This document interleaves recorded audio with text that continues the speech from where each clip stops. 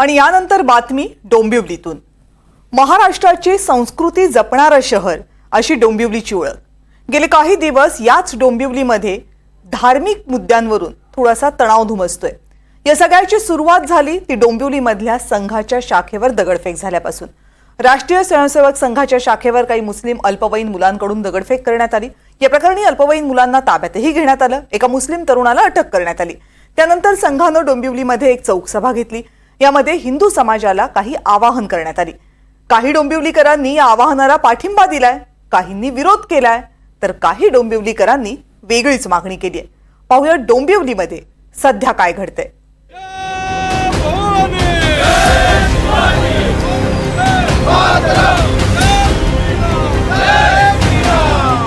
डोंबिवलीतल्या अप्पा दातार चौकात झालेली RSSची ही चौक सभा।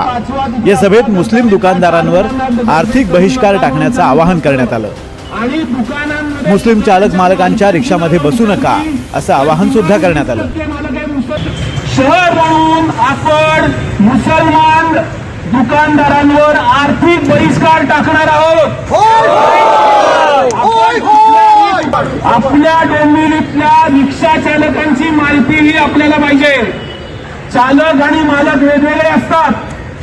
मालक हिंदू असला आणि चालक मुसलमान असला तरी त्या रिक्षेत बसायचं नाही। मी 4-5 किलोमीटर चालत तरी जाईन। होय होय, एकही नारा, एकही नाम, जय श्रीराम, जय श्रीराम, जय श्रीराम। RSSच्या या सभेला पार्श्वभूमी आहे ती डोंबिवलीत संघाच्या शाखेवर झालेल्या दगडफेकीची। काही दिवसांपूर्वी खंबाळपाड्यातल्या शाखेवर दगडफेक करण्यात आली।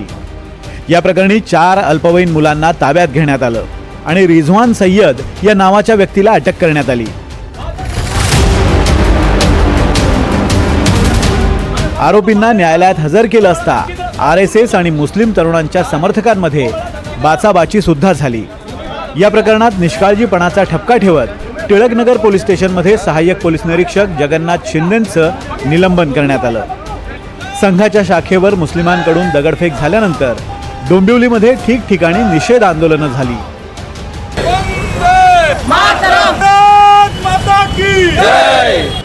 त्यानंतर अप्पा दातार चौकात ही सभा घेऊन मुस्लिमांवर बहिष्कार टाकण्याचं आवाहन संघाच्या कार्यकर्त्यांकडून करण्यात आलं।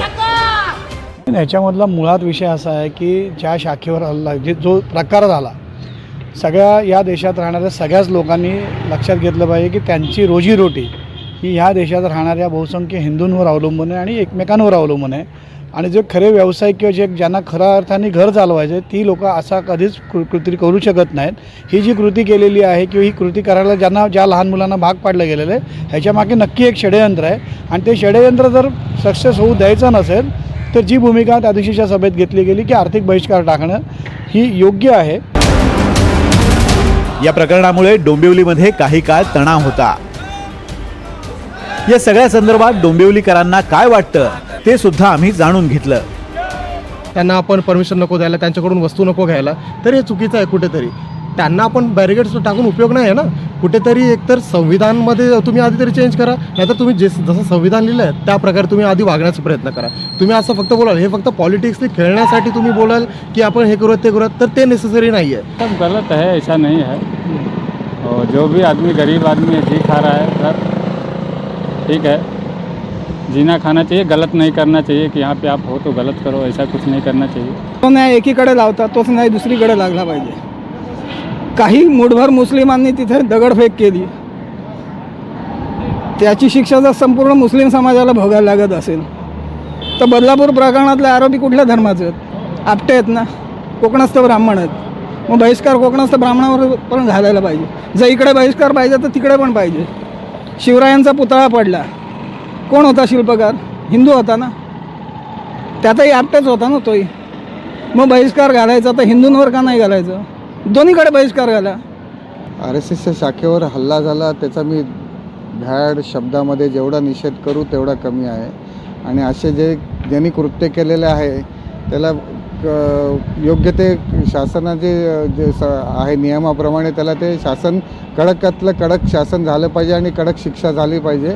आणि ते पण डोंबिवलीमध्ये इतरही मुद्दे आहेत, जसे हॉस्पिटल शास्त्रीनगर हॉस्पिटलमध्ये आज मध्ये एक लहान मुलीचं डेथ झाली, तिचं ऑपरेशन, ICU नाही आहे, व्हेंटिलेटर नाही आहे. परत डोंबिवलीमध्ये जे रोज लटकत रोज जातात बिचारे करदाते, प्रचंड करदाते इथे कल्याण, मला वाटतं 30 महापालिका आहेत, सगळ्यात हायेस्ट टॅक्स देणारी ही कल्याण डोंबिवली महापालिका आहे. पण अशा गोष्टीमध्ये ICU नाही, व्हेंटिलेटर, चालायला रस्ते नाही, मध्ये धूळ खाऊन होते, लोक धूळ लावते, दुकानामध्ये प्लास्टिकचे पडदे लावून लोक धंदे करत होते, पण त्यावेळेला कोणी आंदोलनं करताना दिसलं नाही. तर माझी एवढीच विनंती आहे सर्व नागरिकांना, आपल्याला मूलभूत सोयीचं सुविधासाठी सुद्धा हे लोक रस्त्यावर उतरले पाहिजे, तरच डोंबिवलीचा कायापालट होईल.